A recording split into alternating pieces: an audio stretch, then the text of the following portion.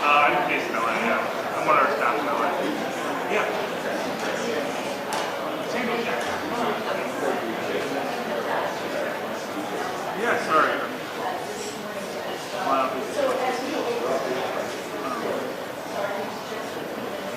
You're... Oh, cool. Yeah, we should.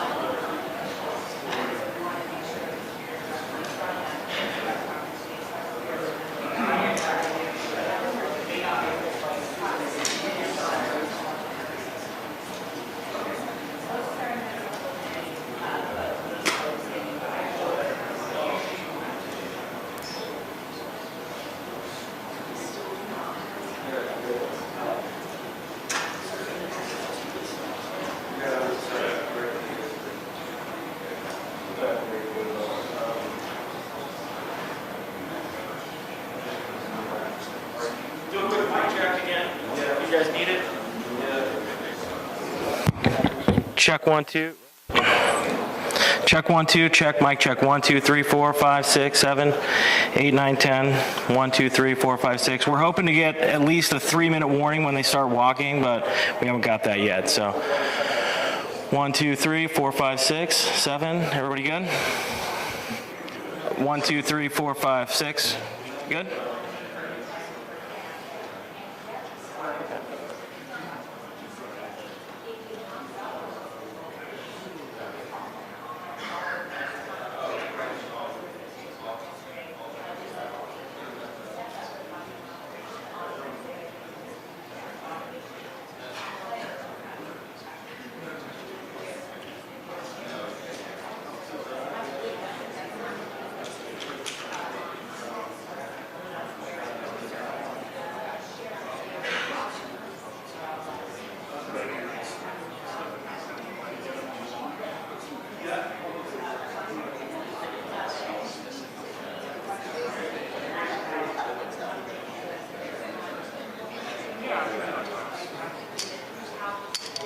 You're right.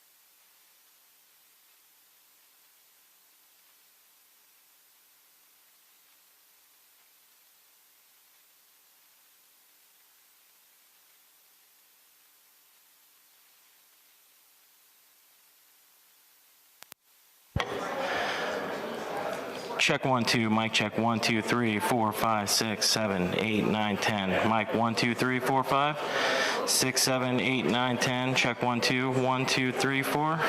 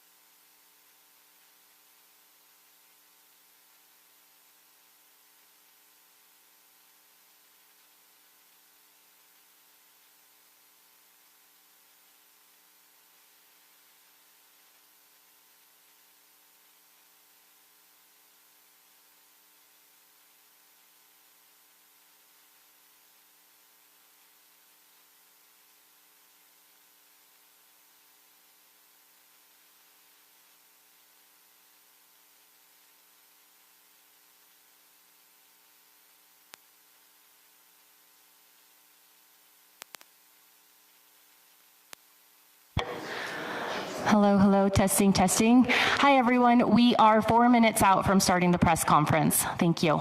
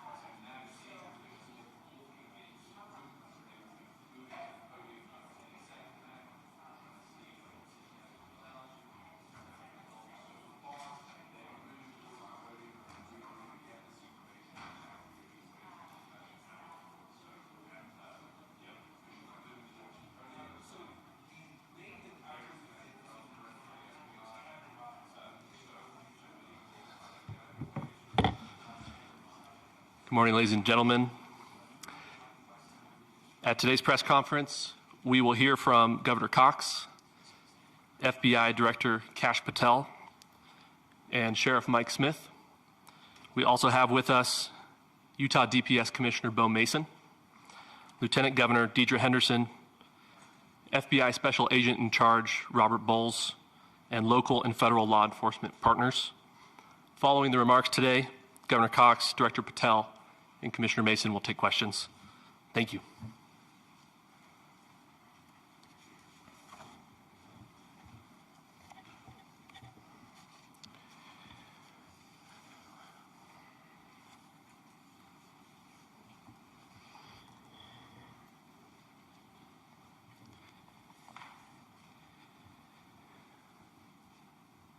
Good morning, ladies and gentlemen. We got him.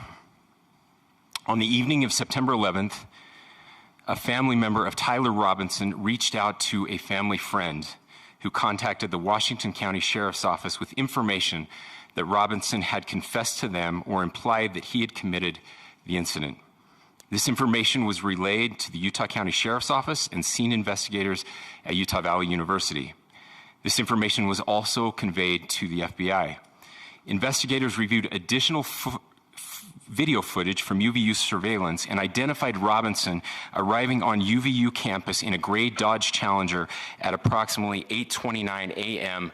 on September 10th, in which he is observed on video in a plain maroon t-shirt, light-colored shorts, a black hat with a white logo, and light-colored shoes. When encountered in person by investigators in Washington County on September 12th, in the early morning hours, Robinson was observed in consistent clothing with those surveillance images. Investigators interviewed a family member of Robinson who stated that Robinson had become more political in recent years. The family member referenced a recent incident in which Robinson came to dinner prior to September 10th, and in the conversation with another family member, Robinson mentioned Charlie Kirk was coming to UVU. They talked about why they didn't like him and the viewpoints that he had. The family member also stated Kirk was full of hate and spreading hate. The family member also confirmed Robinson had a gray Dodge Challenger. Investigators identified an individual as the roommate of Robinson. Investigators interviewed that roommate, who stated that his roommate, referring to Robinson, made a joke on Discord. Investigators asked if he would show them the messages on Discord. He opened it and showed several messages to investigators and allowed investigators to take photos of the screen as each message was shown by Robinson's roommate. These photos consisted of various messages, including content of messages between the phone contact name Tyler with an emoji icon and Robinson's roommate's device. The content of these messages included messages affiliated with the contact Tyler, stating a need to retrieve a rifle from a drop point, leaving the rifle in a bush, messages related to visually watching the area where a rifle was left, and a message referring to having left the rifle wrapped in a towel. The messages also refer to engraving bullets and a mention of a scope and the rifle being unique. Messages from the contact Tyler also mentioned that he had changed outfits. I know there has been speculation as well as to the writing on those casings, those bullet casings, and I believe we have that as well. And I will share that with you now. So the area north of Campus Drive Road where the suspect crossed over, you saw some of that in the video that we released last night, consists of a grassy area with trees on the edge of the UVU campus. Investigators discovered a bolt-action rifle wrapped in a dark-colored towel. The rifle was determined to be a Mauser Model 98 30-06 caliber bolt-action rifle. The rifle had a scope mounted on top of it. Investigators noted inscriptions that had been engraved on casings found with the rifle. Inscriptions on a fired casing read, "Notices, bulges, capital OWO, what's this, question mark." Inscriptions on the 3 unfired casings read, "Hey fascist, exclamation point, catch, exclamation point." up arrow symbol, right arrow, and symbol, and 3 down arrow symbols. A second unfired casing read, "Oh Bella Chow, Bella Chow, Bella Chow, Chow Chow," and a third unfired casing read, "If you read this, you are gay, LMAO." We are indebted to law enforcement across the state who has worked seamlessly together, local law enforcement, state law enforcement, and our federal partners with the Federal Bureau of Investigation. We're grateful for everyone who worked together in such a short amount of time to find this person and to bring justice. I want to thank the public who has been so engaged, reviewing videos, helping us with sending in tips, and helping us get to this point. I want to thank the family members of Tyler Robinson who did the right thing in this case and were able to bring him into to law enforcement as well. I especially want to thank the family of Charlie Kirk, Erica, Charlie's parents, his children. I want us to be thinking of them as we bring justice in this case. They will be involved in that justice. We will be working very closely with them as we move through this process as well. This is a very sad day for our country, a terrible day for the state of Utah. But I'm grateful that at this moment we have an opportunity to bring closure to this very dark chapter in our nation's history. With that, I will now turn the microphone over to the Director of the FBI, Kash Patel. Thank you, Governor. This is what happens when you let good cops be cops. The FBI and our partners are proud to stand here today together to bring justice to the family of Charlie Kirk and honor his memory. I want to express my deep gratitude to President Trump, the Vice President, and the entire White House who have been so incredibly supportive with both resources and just personally to the FBI as a team. They had our backs the entire way, and I just want to express my gratitude for giving us the resources we need to operate in this space to bring this sort of justice at this sort of speed. In 33 hours, we have made historic progress for Charlie. Governor Cox, our partnership has been absolutely incredible these last few days. Our partnership will endure. Your state and local partners, your sheriffs, your DPS community has been unbelievably impressive in the hardest of times. And a case like this cannot be solved, cannot be brought without partnering with your state and local authorities. The FBI has a certain role to play, and we will play that role, and we will lead out for the federal government. But Governor Cox, we are so grateful for your state partnership that led out on this investigation. A little bit of the timeline. Charlie was shot at 12:23 p.m. on Wednesday. The first FBI agents arrived on scene in 16 minutes with chiefs of police at 12:39 and secured the scene. The FBI immediately launched fixed-wing assets. We utilized these assets to transport personnel, specialty technicians, hostage rescue teams. We also utilized these assets to go back and forth from the East Coast and here in Utah to transport forensic evidence and other evidence that will be analyzed and is being analyzed at our FBI laboratories in Quantico and other laboratories, including the ATF. At my direction, the FBI released the first set of FBI photos of the suspect at 10 a.m. local time on 9/11. Then, shortly thereafter, the FBI reward of $100,000 was released at 10:45 a.m. local. Myself and Deputy Director Bongino arrived on the scene at approximately 5:30 p.m. on 9/11. The governor led a press conference last night at approximately 8 p.m., where at my direction, the FBI released a never-before-seen video of the suspect. We also released new images to the public of the suspect.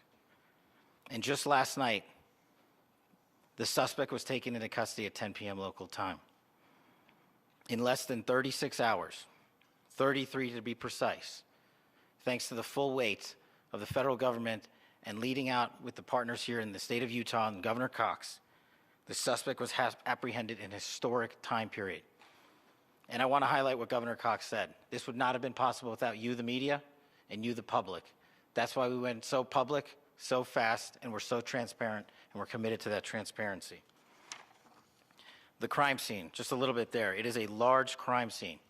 State and local authorities, along with federal authorities, process that crime scene quickly. And I even had the ability to walk through that crime scene and walk through the steps the suspect took to learn more about what was needed and what resources we needed to bear to create a full picture for the FBI and leadership back in Washington. Furthermore, thankfully to state and local partners, forensic evidence has been seized and continues to be garnered. Forensic evidence has already been evaluated at FBI laboratories in Quantico and state and local authorities here. We will continue to process evidence as we see it, as we collect it, and we will continue to deliver it to Governor Cox and his team.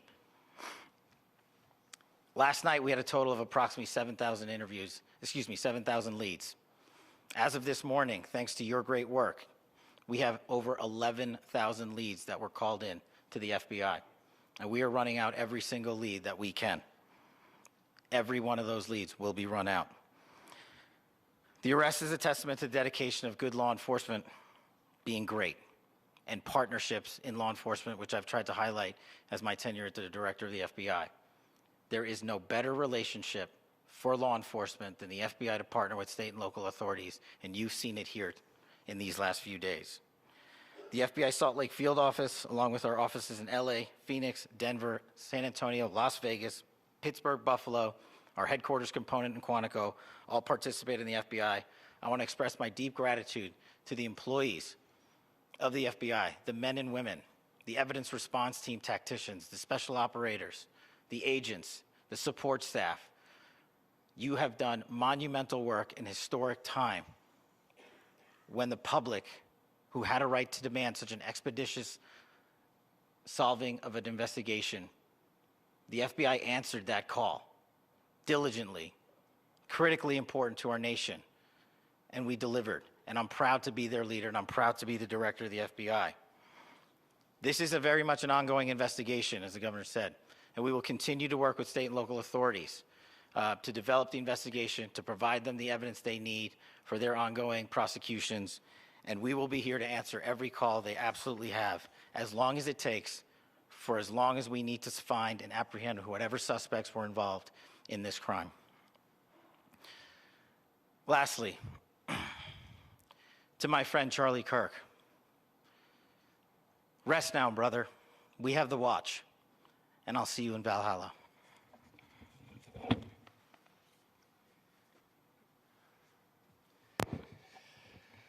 Thank you, and good morning.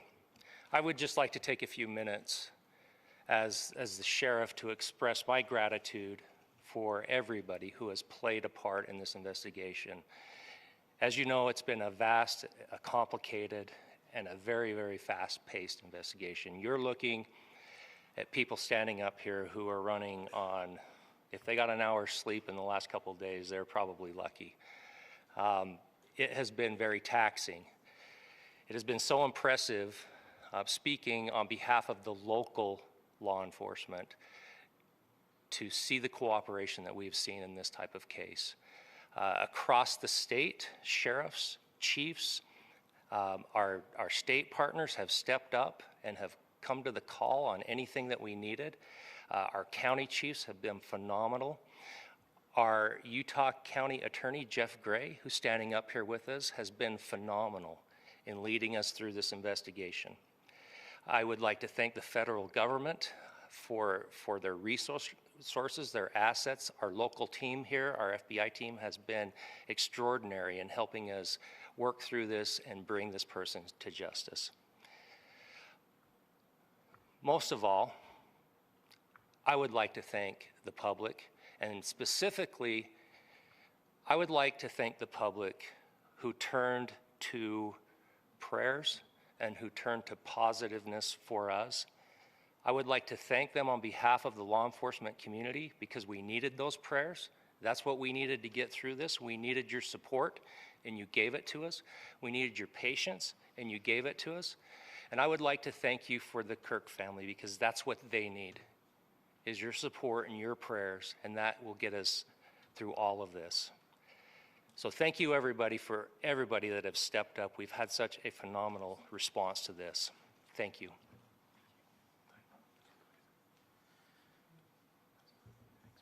I also want to give a special thanks to the Attorney General and the Department of Justice. Their unwavering support and their commitment to justice is shown true here. And without AG Bondi and Deputy Attorney General Todd Blanche and the resources they brought to bear, we would not have been able to complete our mission. And I just want to say special thanks. It's an honor to be a part of the Department of Justice. Thank you again to our incredible law enforcement team who has worked so hard. Sheriff, I got a solid 90 minutes last night, so I'm probably the most well-rested person up here. Ladies and gentlemen, I get the microphone, so I hope you'll permit me a moment just to share a few more thoughts about where we are and how we got here and maybe a little bit of where we go from here. I don't want to get too preachy, but I think it's important that we, with eyes wide open, understand what's happening in our country today. I've heard people say, well, why are we so invested in this?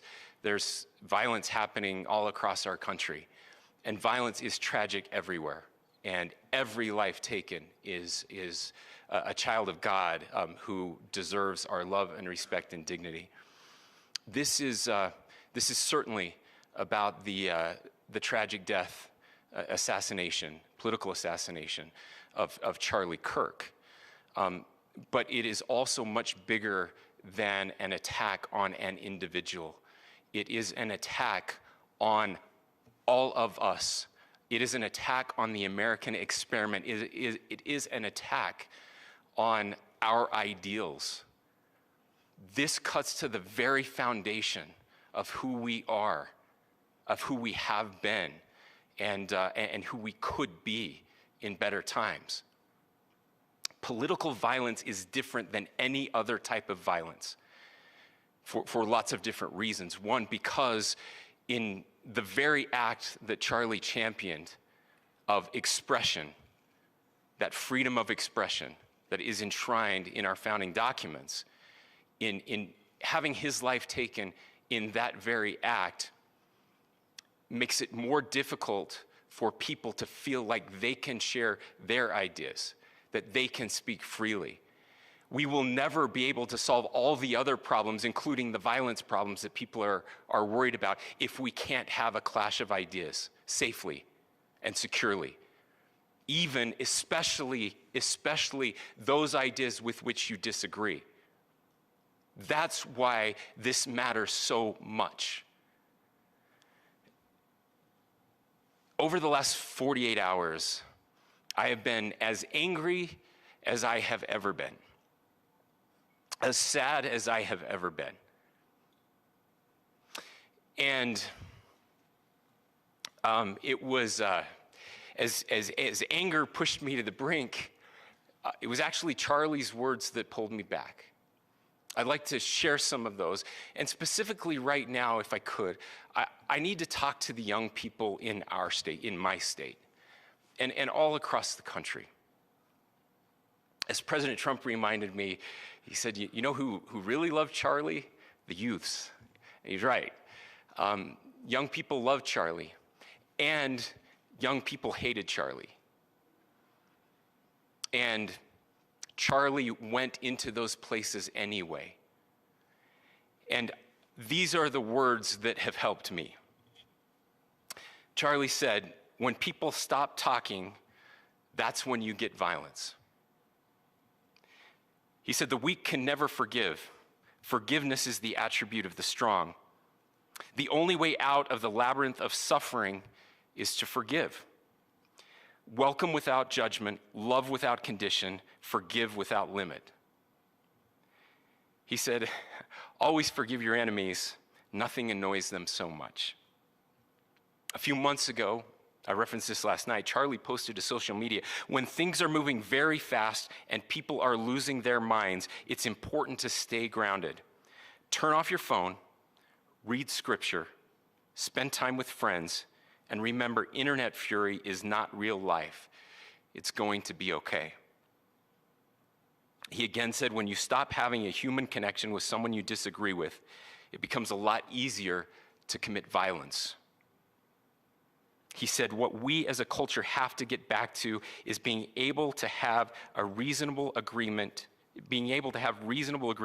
where violence is not an option. Now, again, to my young friends out there, you are inheriting a country where politics feels like rage. It feels like rage is the only option. But through those words, we have a reminder that we can choose a different path. Your generation has an opportunity to build a culture that is very different than what we are suffering through right now. Not by pretending differences don't matter, but by embracing our differences and having those hard conversations. I think we need more moral clarity right now. I hear all the time that words are violence. Words are not violence. Violence is violence. And there is one person responsible for what happened here. And that person is now in custody and will be charged soon and will be held accountable. And yet, all of us have an opportunity right now to do something different. I want to thank my fellow Utahns. This bad stuff happens. For 33 hours, I was praying that if this had to happen here, that it wouldn't be one of us. That somebody drove from another state, somebody came from another country. Sadly, that prayer was not answered the way I had hoped for, just because I thought it would make it easier on us if we could just say, hey, we don't do that here. And indeed, Utah is a special place. We lead the nation in charitable giving. We lead the nation in service every year. But it did happen here. And it was one of us. But I want you to look at how Utahns reacted the last 2 nights. There was no rioting. There was no looting. There were no cars set on fire. There was no violence. There were vigils and prayers and people coming together to share the humanity. And that, ladies and gentlemen, I believe is the answer to this. We can return violence with violence. We can return hate with hate. And that's the problem with political violence, is it metastasizes, because we can always point the finger at the other side. And at some point, we have to find an off-ramp, or it's going to get much, much worse. But see, these are choices that we can make. History will dictate if this is a turning point for our country. But every single one of us gets to choose right now if this is a turning point for us. We get to make decisions. We have our agency. And I desperately call on every American, Republican, Democrat, liberal, progressive, conservative, MAGA, all of us to please, please, please follow what Charlie taught me. I'll just conclude with words I share often from a friend and author, Yuval Levin, who was asked if he was optimistic about our country. And he said, I'm not optimistic. He said, I hate optimism. Like, that sounds bad. But he said, optimism is a vice.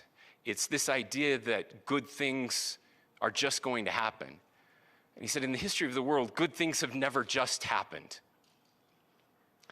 He says, I'm not optimistic, but I am hopeful. And hope is the virtue that sits between the vices of optimism and pessimism. Hope is the idea that good things are going to happen because we can make them so. I still believe in our country. And I know Charlie Kirk believed in our country. I still believe that there is more good among us than evil. And I still believe that we can change the course of history. I'm hopeful because Americans can make it so. Ladies and gentlemen, we're happy to answer any questions you might have. Governor, can you please speak to whether the suspect is speaking with authorities and his demeanor, Tyler Robinson, when he turned himself in? I cannot speak to that right now. Governor, how do you interpret the engravings on Casey? Well, I will leave that up to you to interpret what those engravings mean. I think the clearest one that says "catch fascist," there's not, and by the way, that's like catch like a ball, catch this. That's I think that speaks for itself. Governor, you indicated that he had been communicating. Please. This level of hatred that this person expressed in the dinner. Beyond that, is there anything in your view that you discovered that may have radicalized or changed him to prompt him to commit such a horrific? There's nothing more that we can share at this time. Governor, you indicated that he had been communicating with a friend on Discord about the gun. Do you anticipate any more arrests? We do not at this time have any information that would lead to any additional arrests. Do you believe he acted alone? Yes, but the investigation is ongoing. How he came into custody of police and where he is right now, Mr. Robinson? Yes, so right now, Mr. Robinson has been booked into the Utah County Jail. You heard the president this morning report that he was taken into custody, that his family and a friend helped to deliver him into custody of law enforcement in Washington County. For those of you that don't know where Washington County is, it is the southwesternmost part of the state of Utah. It's about a 3.5 to 4 hour drive from here, where we are right now, and that's where he lived and where they turned him in. Please, I'll go here. I can't share any more than what I've already shared. Yeah.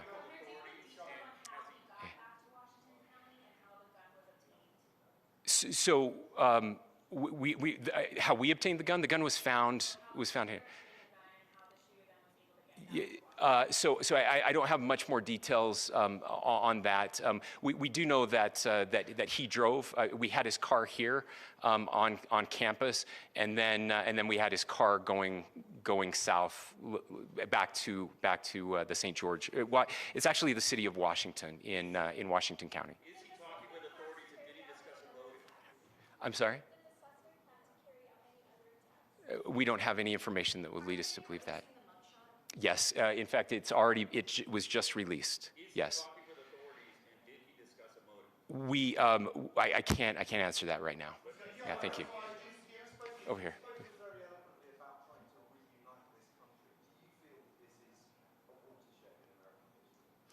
I absolutely believe that this is a watershed in American history, yes. The question is what kind of watershed? And that chapter remains to be written. Is this the end of a dark chapter in our history or the beginning of a darker chapter in our history? Look, I mean, if you look at true political assassinations in this country of someone of this stature, this feels a lot like the late 60s. And having one so gruesomely displayed on camera in all of our hands and in all of our pockets, we are not wired as human beings biologically, historically. We have not evolved in a way that we are capable of processing those types of violent imagery. And by the way, we've seen another one with a gruesome stabbing very recently that went viral. This is not good for us. It is not good to consume. Social media is a cancer on our society right now. And I would encourage people to log off, turn off, touch grass, hug a family member, go out and do good in your community.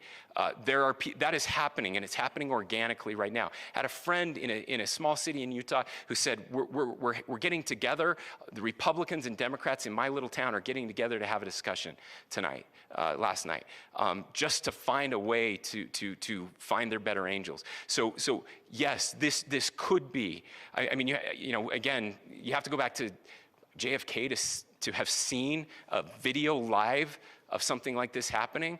I wasn't born until 1975, but I know that things were really dark in the late 60s. Sorry to some of you. I know some of you were there. This is our moment. Do we escalate, or do we find an off-ramp? And again, it's a choice. It's a choice, and every one of us gets to make that choice. Two more questions right here. Could we clarify that the release of those enhanced images at 8 p.m., the timeline that Director Patel gave us, led to the arrest at 10 p.m.? Is there a direct connection between those two events? I cannot comment if there is a direct connection or not, but all I can say is that through some process, the family came to know that this had happened. One more thing, Governor. Could you just clarify the clothing issue you mentioned earlier? Was he changing outfits? Correct. Yes. So when he's first spotted on campus, he has different clothing on, and then he changes clothing on the roof, and then changed back into that clothing at some point, so that when he was apprehended, when he was arrested, the clothing matched the clothing he had on before the shooting here at UVU. Last question here. Yes. Suspect was freshly taught. Can you kind of tell us a little bit more about where, and was he a student here at this university, and is there any history of mental illness? Yeah. So I don't have any information on the mental illness part. He was not a student here at UVU. He was living and had lived for a long time with his family in Washington County, in the southernmost part of our state. Thank you, everyone, for your great work in getting this information out. I would just say, process-wise, this may be important. I know many of you aren't familiar with the process in Utah. I think it's important that you understand that. Basically, we have 3 days for charging documents to be filed. A CI will be filed. We'll have more information then, more detailed information as those charging documents are filed in preparation for a preliminary hearing. So 3 days. So we would anticipate then that early next week those charging documents will be filed. We will obviously be working. The county attorney will be working very closely with Mr. Kirk's family as those documents and decisions are prepared and made. Thanks, everyone.